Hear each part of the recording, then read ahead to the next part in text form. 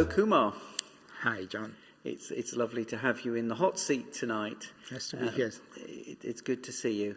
Kumar, you've got a really interesting story about your life, and there's lots of things that I'm sure we're going to enjoy chatting about in this time. Tell me a little bit about the Kumar, the childhood Kumar, and what life was like for you as a child in Sri Lanka. To tell the full story, John, it will take half a day or something like that. But to be in brief, I was born into a family. I had two sisters. I was the youngest, so I had everything in the family. But we were not a very rich family as such. We were below average family, I would say. My father worked hard. My mother fell ill when I was young. I mean, she had TB, and my mother was hospitalized for a very long time. Father was looking after us. My older sister was looking after me as well. So the life was going on like that. My father was struggling a lot. He was doing a lot of businesses, but he lost all his businesses and so on. Sounds a very tough time. But in the end, I mean, I had an opening with God's grace to come out of Sri Lanka, where I did my A-levels there because of the standardization and the government regulations and so on. I couldn't do my studies there. I was in Sri Lanka giving tuitions for O-level and A-level students for a number of years, say about 4 to 5 years. And then I came over to Germany in 1974, I think. So, right. Yes, 1974. I was in Germany for about 11 months, and then I came over to UK. I did my studies here. After that, I did my civil engineering. I qualified as a civil engineer, and then the life went on like that. And did you work in this country then as a civil engineer? Yes, I have worked several years, and then finally I ended up at London Borough of Hounslow for about 12 years. Right. And then I took early retirement. Good. So somewhere in this process, Raji came on the scene. How did you and Raji meet? That was, before I left Sri Lanka itself, that I had my regular conversation with the Lord. He said that everything is prepared for you. You go there, I will be with you. So it was John chapter 14. There is a passage that says, everything is prepared for you. You go ahead. So that was the passage I left when I asked God for help. God help me. This is a proposal which has come. Then I opened the Bible and I read it. And this was the blessing He gave me. So from that day onwards, in my life, everything has been His guidance. He has been with me right throughout. You mentioned your regular time with God. What does that look like, if you don't mind me asking? Because obviously it's private and special and between you and God, but how does that show itself? Yeah, it is regular. I mean, I met a friend of mine who took me to a Youth for Christ meeting. My mother was a Hindu, my father was a Christian. But we were all church-going, but I was never kind of interested in church work and all that. I mean, even though we went to church. But at this meeting, I gave up myself to the Lord, and from that day onwards, He has been with me.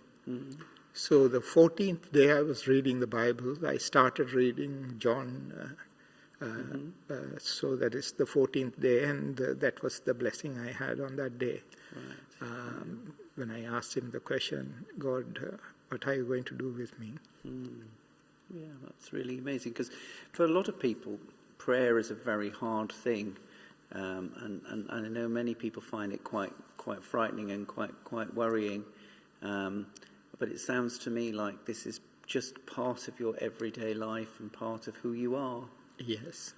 I think when I wake up in the morning, I do my regular exercises and everything, and then as I come down the stairs, I say, okay, Lord, now come with me. I just take his hand and put his hand under my armpit, walk down the stairs and start the day.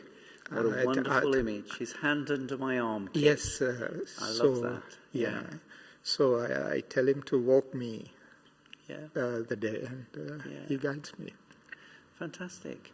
Kumar, you say you took early retirement, but you've done anything but retire. You've been really busy since. You went and spent, do you know, I can't remember how long it was, but I know you were out for quite some time in Sri Lanka in a college and things fairly recently. I was in Sri Lanka for 3 years. I was negotiating this charity work with a church in Sri Lanka. And I was feeling that I was going to get this, so I applied for early retirement and I got it. So I went there for 3 years, being a principal of a skills training center, where I had the opportunity to work with vulnerable children, in the sense that I go into villages, tell them about the courses we run, bring them over and give them trainings and start up trainings for them, put them in a garage or put them in places where they can get some training and so on.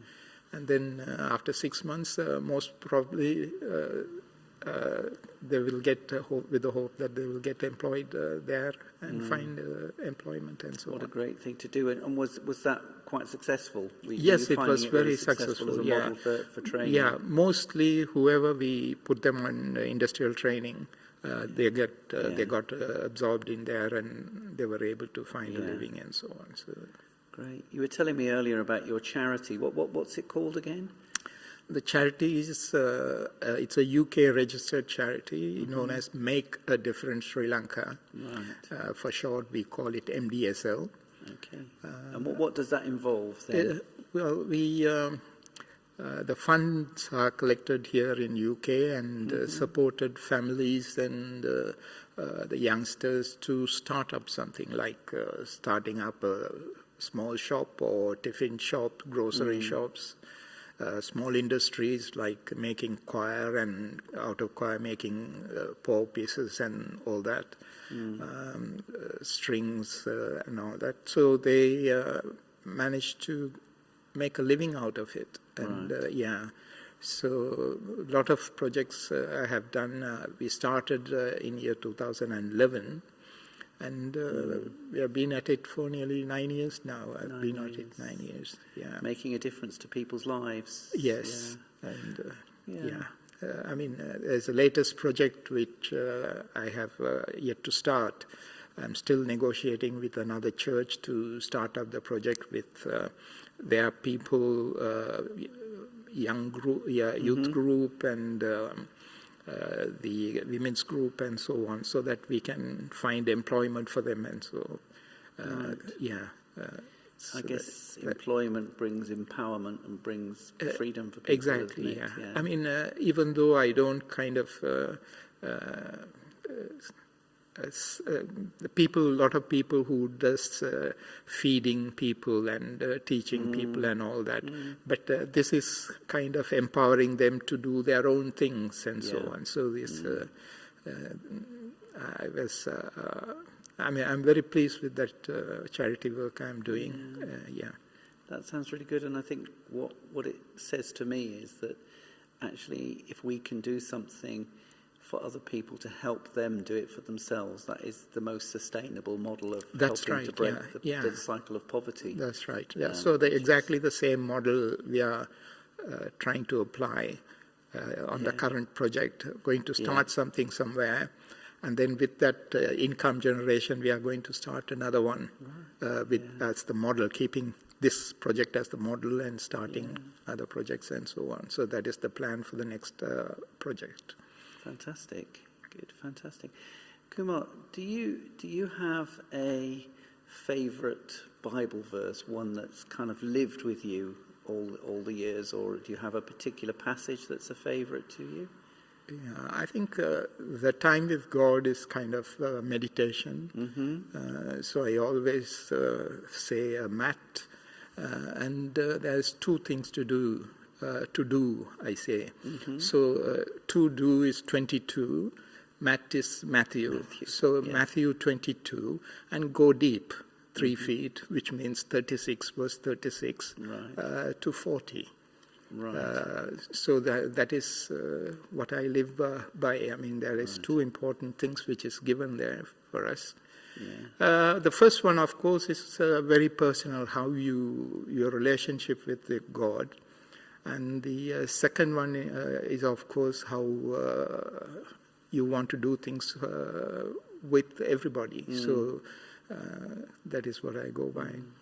So it's Matt 22 to do, and then 3 feet down, deep, dig 3 feet down, 36 inches, well, hopefully verse 36 to 40. We'll be able to test people later to see if they've all worked that out and remembered it. That's a very good one. Good to do. What do you say? I mean, you've seen the situation in Sri Lanka. You've seen the situation in this country. We're really hopeful that we're going to be moving into a time when we get out of this horrible lockdown and we can see families. You can see more of your lovely granddaughter, and your family can all come and see you, and so on. What are your particular hopes for the future? I think hope. The main hope now is to get back to normality, isn't it? Yeah. I think because we have relatives in Sri Lanka, India, Canada, Australia, and places and all that. We haven't been visiting anybody at all for the past 2 years. So I think if that gets relaxed, then I think we must get back to normality. And as long as we all adhere to the rules and regulations and so on, I think that is what will help us to get back to normal. Yeah, that's good. And we've obviously we're delighted that both you and Raji have joined us from Brentford after Brentford sadly closed. You were a member at Brentford for many years, weren't you? And lots of family events tied in with there as well. Do you want to say a bit about your time at Brentford? Brentford, I mean, we got married in 1980. I think Reverend Jacob was here at that time, and we moved to Ealing. Our first house was in Ealing, so it was easier for us to go to Brentford Church, and since then we have moved to Brentford Church. We had a couple of members living very much closer to us. Chanters and Morrises lived down the same area. So we were very quite content with the church. We were very happy. Well, as every other church is facing, we had a problem of the membership and so on. But unfortunately, I mean, I feel that because I had to go, I was in Sri Lanka 3 years. When I came back, then the first thing I had to attend to or we were looking at was closing the church and so on. So in my mind, I was just thinking, I mean, is that why? I mean, I was away 3 weeks, 3 years. Is that what has caused the closure of the church? I mean, that was in my mind. But things, if things have to be like that, then of course cannot help it. That's and it had to go that way. Maybe it is all for a good. I always taught my students 3 things. One of them is God's next is the best. So whatever happens next is His blessings, and that is the best for you. So I thought, okay, let me put everything behind and move forward with what we have to do now. So God's next is the best. best, I like yes. that. Like that. So I've got two things so far that are really holding in my head. One about walking down the stairs with God under my armpits. Yes. I think I'll remember that, especially as I've got fairly narrow stairways. It might be quite safe.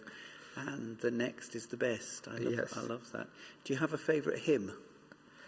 Not a favorite hymn as such. I'm not I like music. I enjoy all the hymns and so on.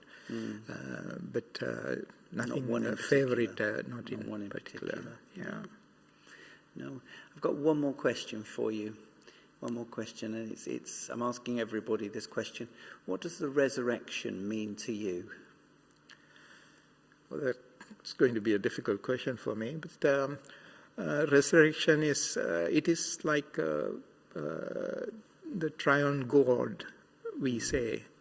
For me, the resurrection is God is there, Jesus came here, so the Father, the Son, and the Holy Spirit is who is with us most of the time. So the resurrection has given us that opportunity for us to be with the Holy Spirit most of the time.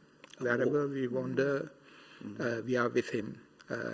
Just tap into Him or think about Him, and He's there for you. So that is... and walk down the stairs with Him under your arm. That gives us that chance as well. Yes. That's absolutely fantastic. Well, Kumar, thank you very much for your time, and I'm sure people will enjoy hearing your story. As you say, we could probably spend days on it. Yeah, if anybody wants to know about my charity, please get in touch with me. Yeah.